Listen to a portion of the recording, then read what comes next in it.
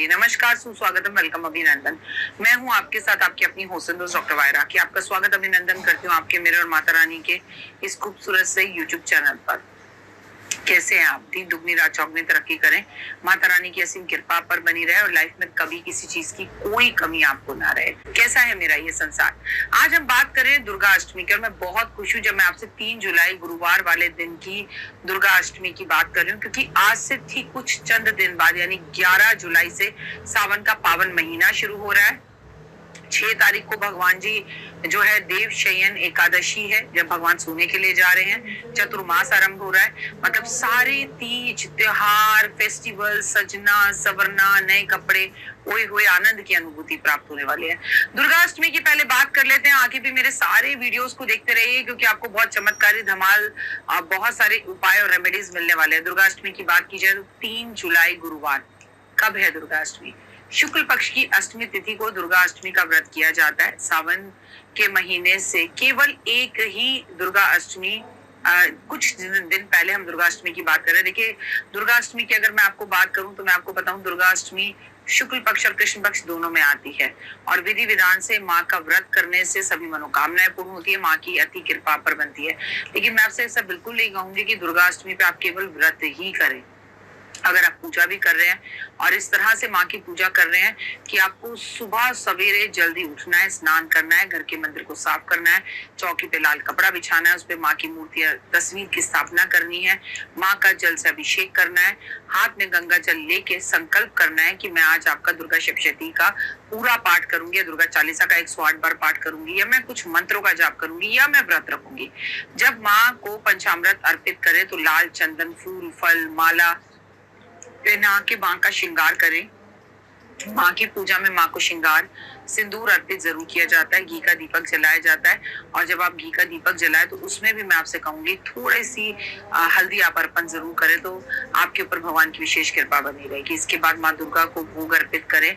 इसके पश्चात भूल चूक के लिए क्षमा मांगे। कहते ना, अज्ञानी बालक हूँ दाती तेरा ही जाया हूँ, जो भूल हो गई उसे क्षमा करना माँ, प्रसाद तेरा घर घर बांटू, इसका वितरण स्वीकार करना माँ। अष्टमी पर सुख समृद्धि मिलती है और आपको जीवन में सब सुख मिलते हैं। अष्टमी की तिथि पर आपको केवल ये भी याद हो कि आज अष्टमी तिथि और माँ को प्रणाम करना है, माँ को मुझे एक नारियल अर्पण करना है, तो भी माँ की असीम कृपा पर बनती है। सुबह स्नान के बाद एक पान का पत्ता लें और उस पर केसर इत्र घी मिलाकर स्वास्तिक का चिन्ह बनाएं। उसके बाद कलावा लपेट कर एक सुपारी रख दें और संपूर्ण सामग्रियों को श्रद्धा के साथ माँ दुर्गा के चरणों में किसी भी घर के आसपास के मंदिर में अर्पित कर कराएं तो शांति और समृद्धि की प्रार्थना करें। ये उपाय करने से अत्यधिक शुभता की प्राप्ति होती है और घर में धन धान्य आने लगता है।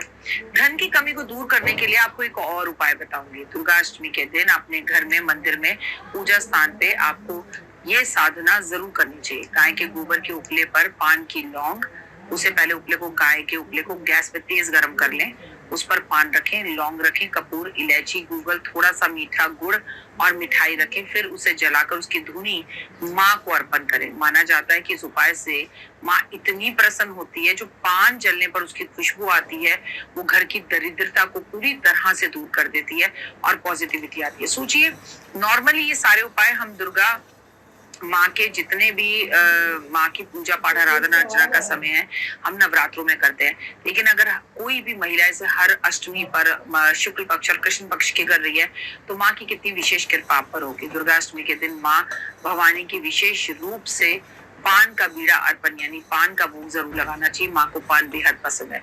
मैं तो आपसे कहूंगी, अगर आप भवानी की पूजा करती हैं तो आपको खुद भी पान खाना बहुत पसंद होना चाहिए और पान खाना चाहिए। और आपको इस पान के अंदर सौंफ, नारियल, बूरा, सुपारी, गुलकंद, कत्था, लौंग जोड़े के साथ और जरूर डालनी चाहिए, लेकिन इस पान में कभी भी चूना नहीं डालना चाहिए। ये माँ का पान है, थोड़ा अलग तरीके से बनता है।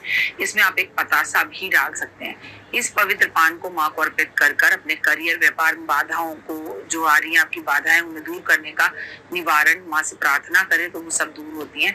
ये उपाय करने से उनकी कृपा पर बनती है, सफलता मिलती है और तरक्की मिलती है। माँ आपको जो है पूरे में दुनिया में नेम फेम यश और पैसा दिलाती है।